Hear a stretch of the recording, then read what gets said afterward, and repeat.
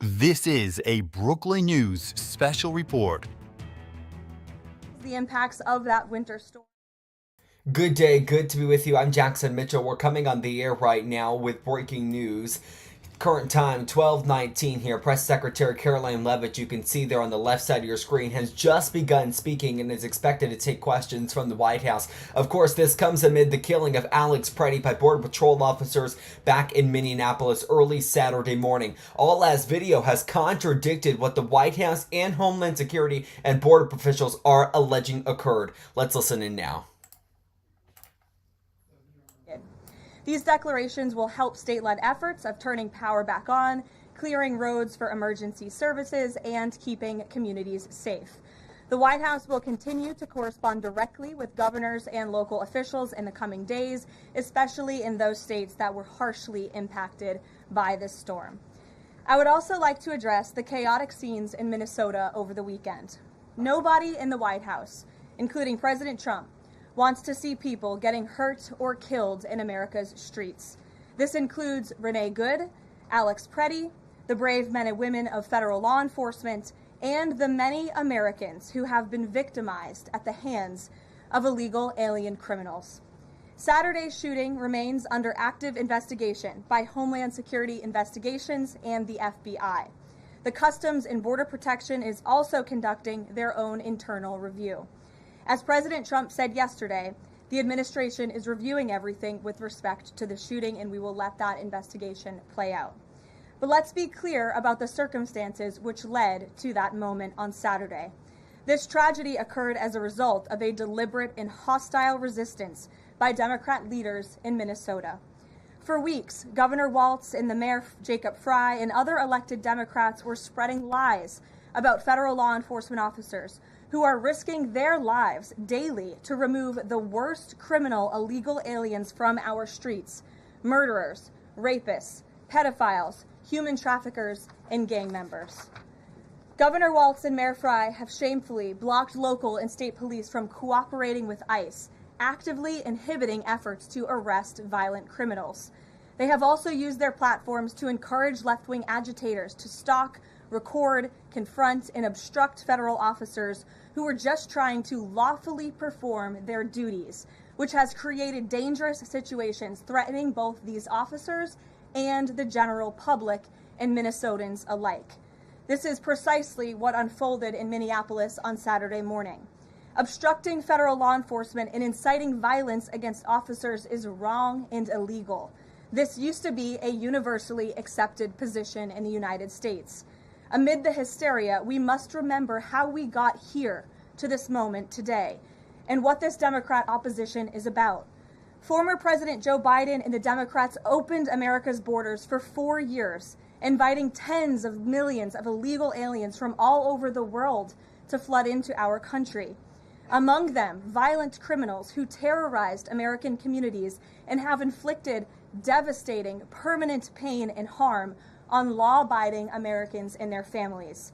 Yet we never saw outrage from Democrats or their allies in the liberal media over these horrifying crimes against U.S. citizens.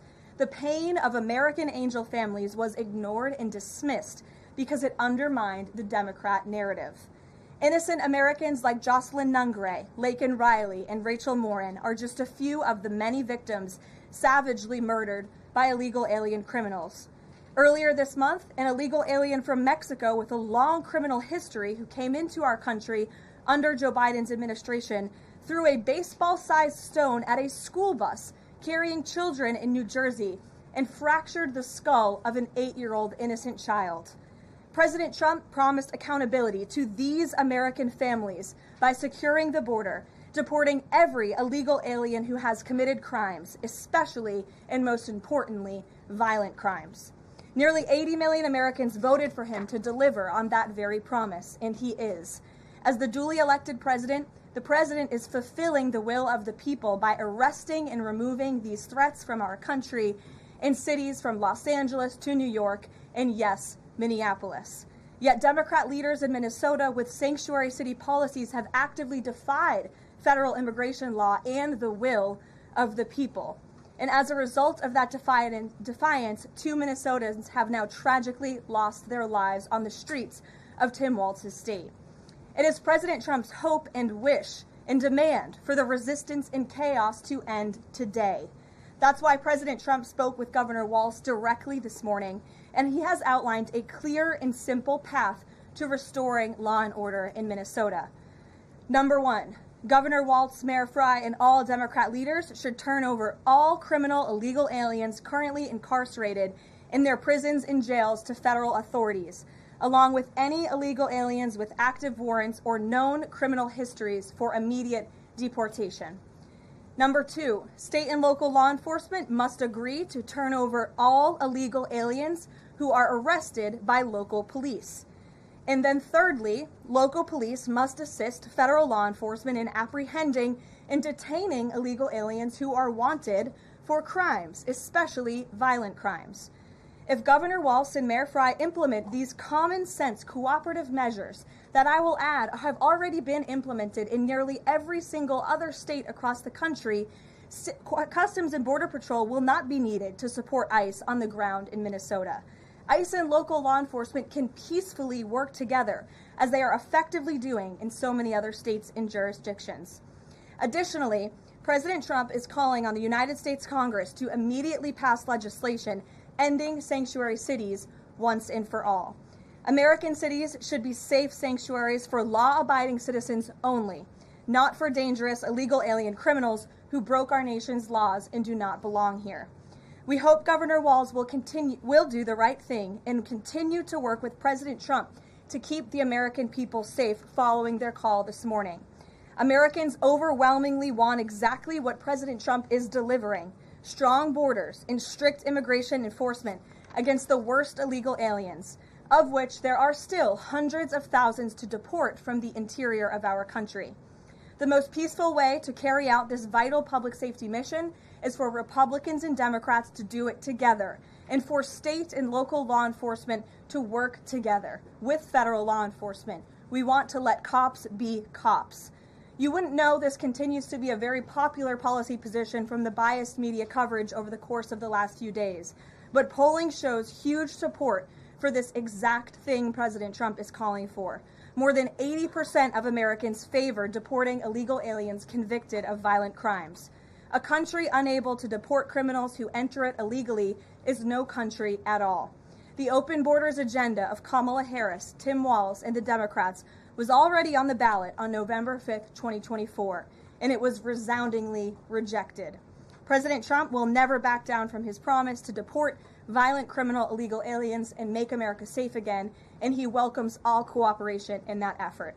With that, I will answer your questions. And Jordan Conradson, why don't you kick us off today? Thank you for being here. Thank you, Caroline. Jordan Conradson from Gateway Pundit. I have a few questions. First, with respect to the shooting in Minneapolis, we're seeing massive outrage from mainstream media and the left, but I'm just wondering, where was that outrage when Ashley Babbitt, an Air Force veteran, was executed by Capitol Police Officer Michael Byrd, who she posed no threat to in the U.S. Capitol? Well, you raised a very important point, which I also believed I just raised as well in those opening remarks, in that there has no doubt been selective outrage by the liberal biased media in picking and choosing victims and highlighting their stories. And as I've said, President Trump does not want any Americans to lose their lives in the streets of America and in American communities across the country. He believes what happened on Saturday is a tragedy, but every life is equal to President Trump, and that's why the lives of Laken Riley and Jocelyn Nungray continue to matter to him and be an utmost priority to him to this very day. And it's unfortunate that we did not see the same type of sensationalist media coverage over the tragic deaths of those innocent American women and girls across the country as we are in the wake of this tragedy that took place on Saturday. Gabe. Sure, go ahead, Jordan. I want to get your response to this. The Arizona Attorney General, just days before this shooting in Minneapolis, she seemingly encouraged rioters to go out, shoot, and kill ICE agents. And I'll quote her here. She said, "If you reasonably believe your life's in danger and you're in the house or in your car or on your property, you can defend yourself with lethal force." And she said that you can't tell if ICE agents are law enforcement or imposters, and it becomes an issue of whether you reasonably believed they were law enforcement.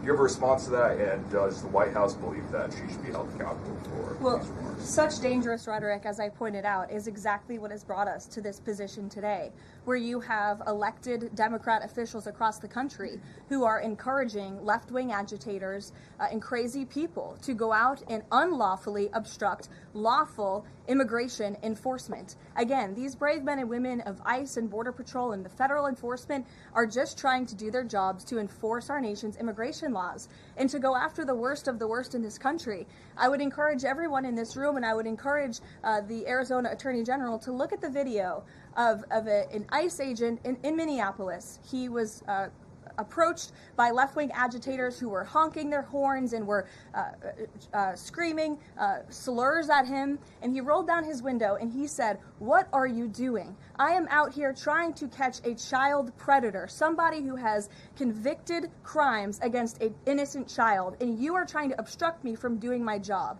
This rhetoric against ICE, comparing them to Nazi Gestapo, Donald Trump's police force, is despicable, it is shameful, and it is precisely what has led to the escalation of tensions in Minneapolis and in other places across the country.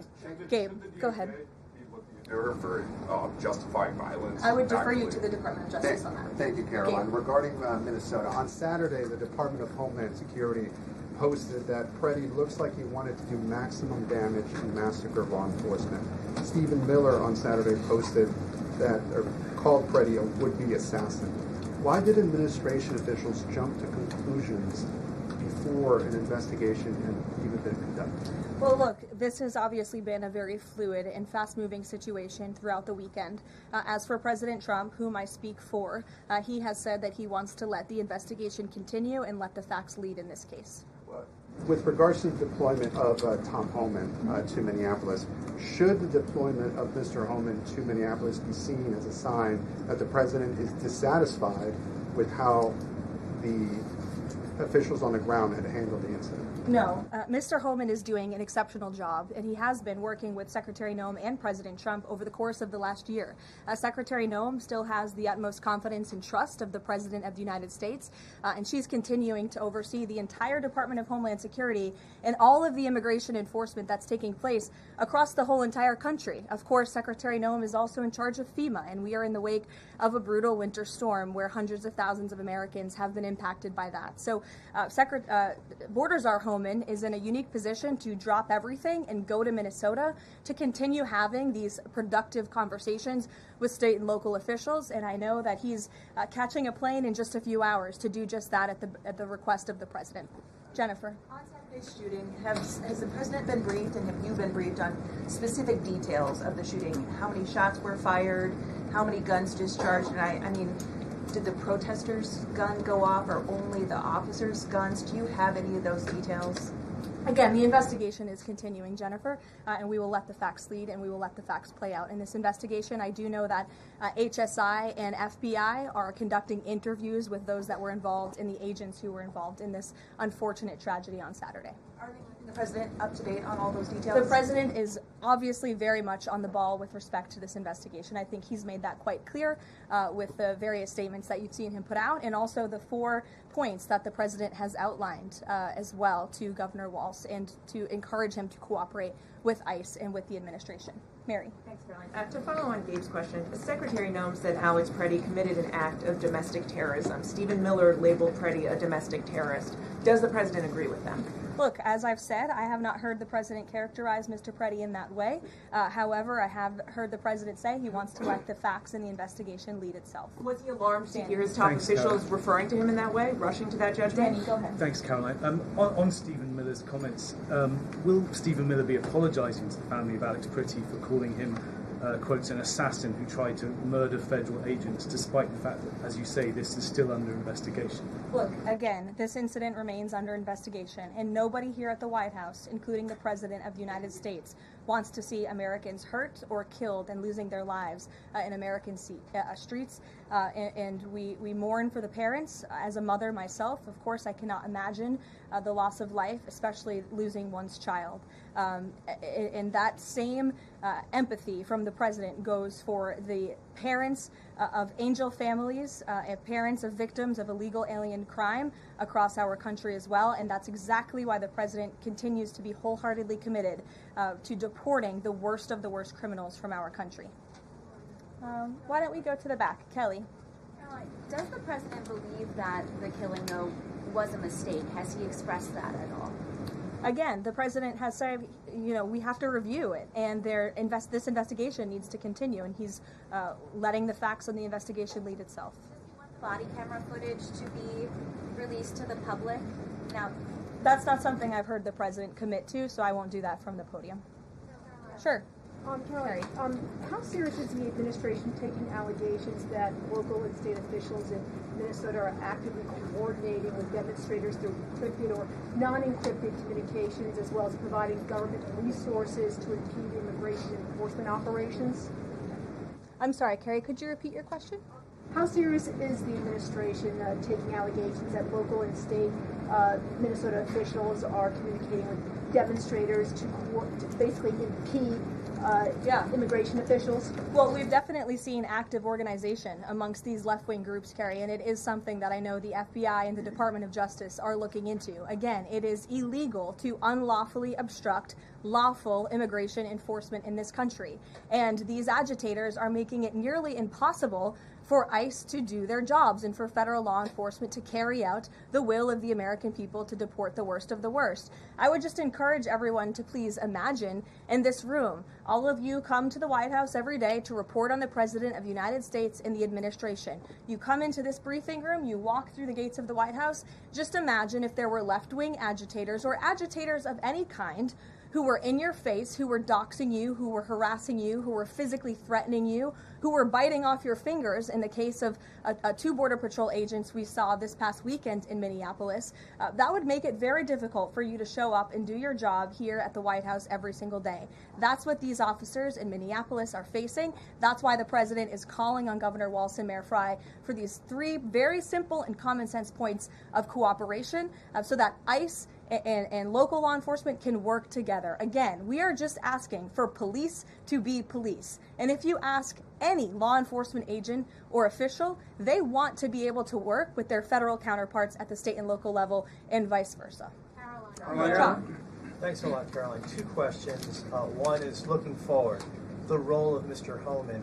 Is he being sent by the president to diffuse the situation that exists right now on the ground? Is he the point person essentially for the White House in terms of trying to tamp down the tensions that exist right now in Minnesota? Well, Mr. Homan is the point person for cooperating with state and local authorities and corresponding with them, again, to achieve this level of cooperation to subdue the chaos on the streets of Minneapolis. And I would just point out that Mr. Homan is someone who has been lauded for many, many decades for his experience working in law enforcement. In fact, this is a Washington Post headline from 9 years ago, 2016. Meet the man the White House has honored for deporting illegal immigrants. And I would remind everyone in this room that it was former President Barack Hussein Obama who awarded a medal to Mr. Homan. So he's obviously very qualified. He has the full trust and faith of the president.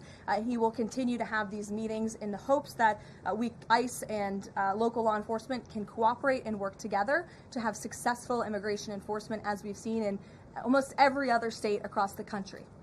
And secondly, Caroline, can you talk a little bit about tomorrow's trip by the president to Iowa, what the purpose of that trip is, and what the goals of that trip are? Sure, yes. Tomorrow, President Trump will be traveling to Des Moines, Iowa. He will be making a local visit at a local business, and then he will be giving a speech on affordability and on the economy. And I know he very much looks forward to being there, to meeting with the great people of Iowa, but also lawmakers as well. Jake.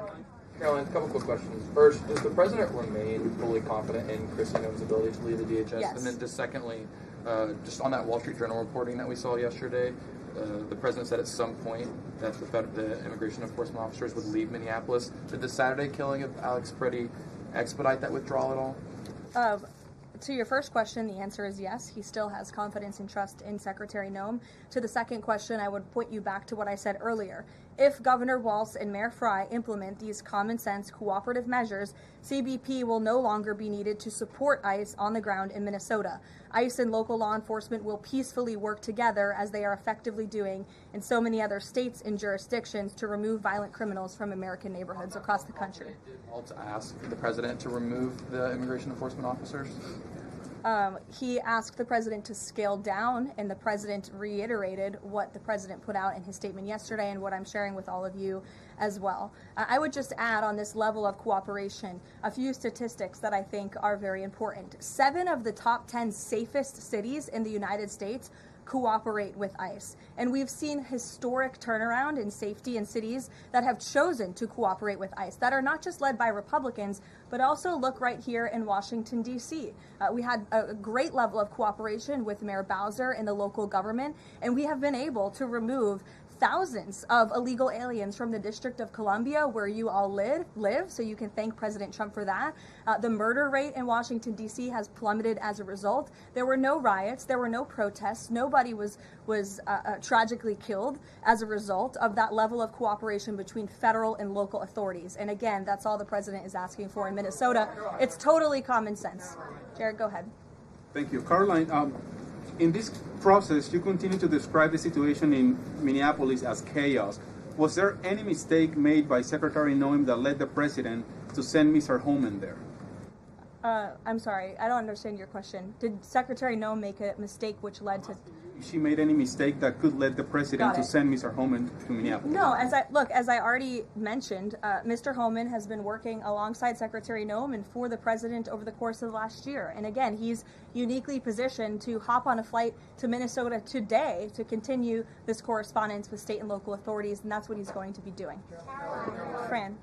Karoline, is it the White House's position that Americans have the right to show up to these ICE operations and film, document, or protest the law enforcement actions? All Americans have a First Amendment constitutional right, of course. But Americans do not have a constitutional right to impede and obstruct lawful immigration enforcement operations. That is actually a crime, and it's something that we've seen taking place in the streets of Minneapolis, which again is leading to these dangerous circumstances that these federal law enforcement officers have been forced to work within. Back to the call with Governor Walz this morning, the president described it as respectful. He said, we seem to be on a similar wavelength, but you had strong criticism for the governor and the Minneapolis mayor, Jacob Frey, just now. So could you explain the difference in tone between what the president had said in his True Social post and I think some of the criticisms that you just levied from the podium? Fran, I think the criticisms that I laid out, I'm painting the picture for all of you in this room, are what led to the moment that we are in today, where Governor Walz and President Trump are having a conversation, a constructive and productive conversation to end the chaos and the lawlessness that has taken place in Governor Walz's state. Elena. Thank you. I had a question. With Homan now going to Minnesota, is Gregory Bovino also going to remain in Minnesota overseeing these ICE operations? Mr. Bovino is a wonderful man, and he's a great professional. He is going to very much continue to lead Customs and Border Patrol throughout and across the country. Mr. Homan will be the main point of contact on the ground in Minneapolis. And to follow up, given what we've heard from several Trump administration officials, people like Stephen Miller, as people point out, calling him a domestic terrorist, Bovino saying that Pretti was out to massacre law enforcement, why not require ICE agents to wear body cameras to clear up some of the disputes that we are hearing from witnesses and video footage versus what the administration has been saying? Well, that's a policy question that I know the policy folks in the building are having with members on Capitol Hill, and I'll leave it to them and the president to make that decision. And my final question is on, you were talking about the level of cooperation that the president talked about with Governor Walz. Will the administration commit to cooperating with local officials on this investigation into Alex Pretti? The president spoke about this with Governor Walz and said he would have a discussion about it. He did not make a commitment, and so therefore I won't make that commitment here. I would just remind all of you in the media, because I've seen a lack of reporting on this fact, there are investigations into what took place on Saturday. The Homeland Security investigations and the FBI have teamed up for an investigation, and there's also an internal CBP investigation, an internal review of what is happening on the ground in Minnesota. The president supports those investigations, and as I've said repeatedly, he wants to see them move forward. Phil.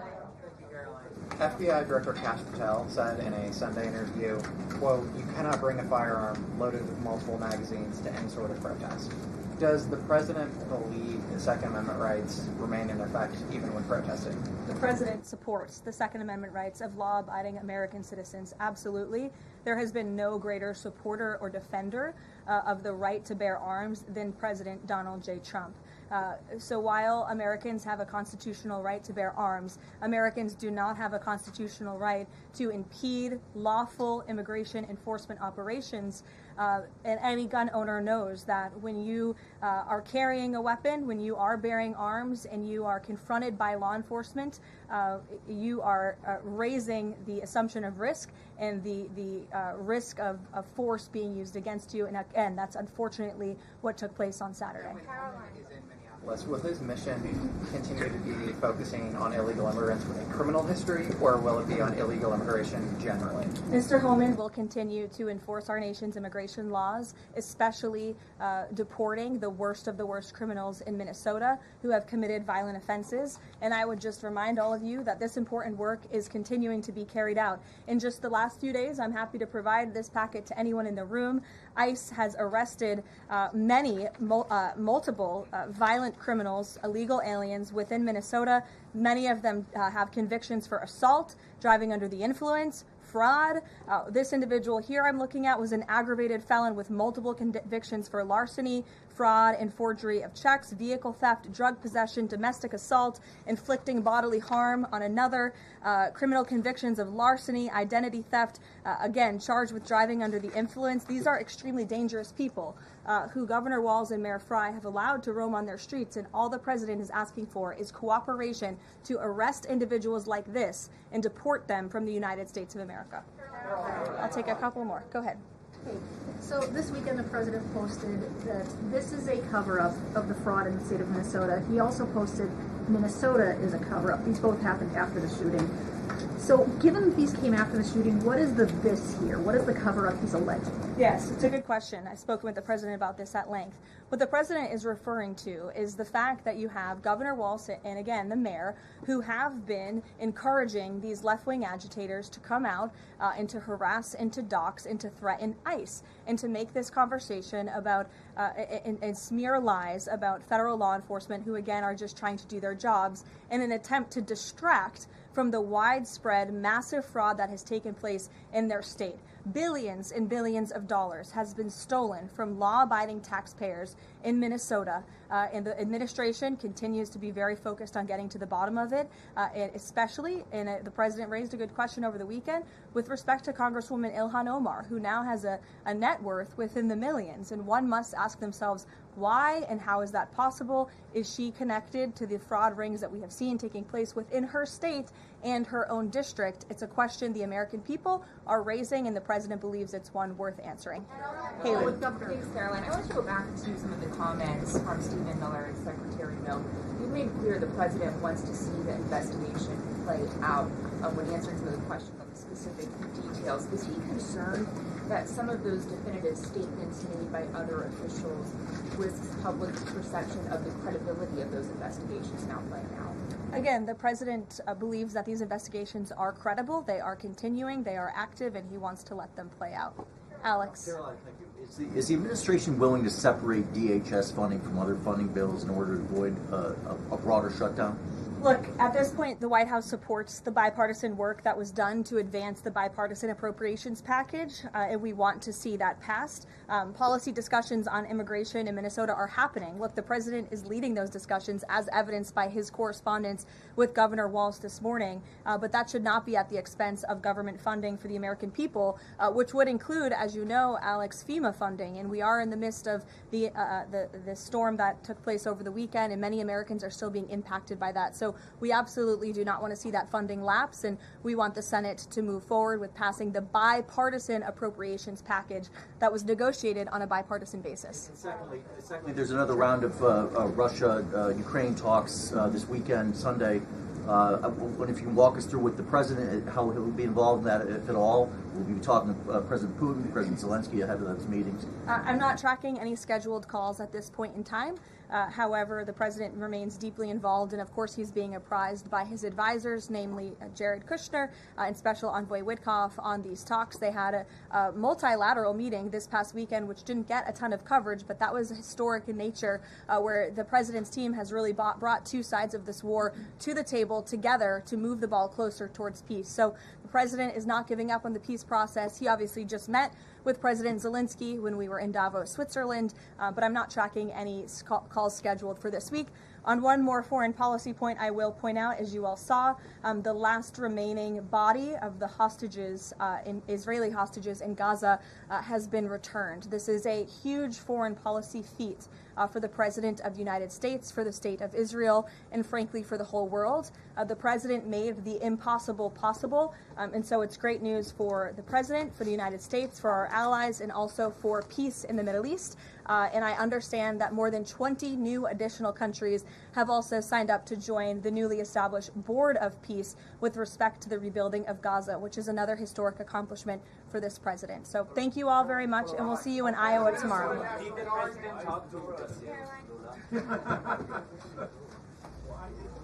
Press Secretary Karoline Leavitt taking questions for nearly an hour, I should say almost 30 minutes rather. This comes amid a massive protest breaking out right now in Minneapolis. You see there on the left side of your screen a school walkout. This comes as just 1/3 of school children are attending school at this moment in time in fear of some type of incident revolving ice. We've seen those now a few times that have grabbed viral attention. So the big story here, Karoline Leavitt, the press secretary, announcing that not only President Trump, but also Governor of Minnesota, Tim Walz, had a phone call together where a number of things were lined out, quote, lined out path to ending, of course, this situation. We're following that and more here. We will have a full wrap up of not only this press conference, but what we know on this entire shooting involving Alex Pretti. The details on that is coming up today on Brooklyn News Live. Join us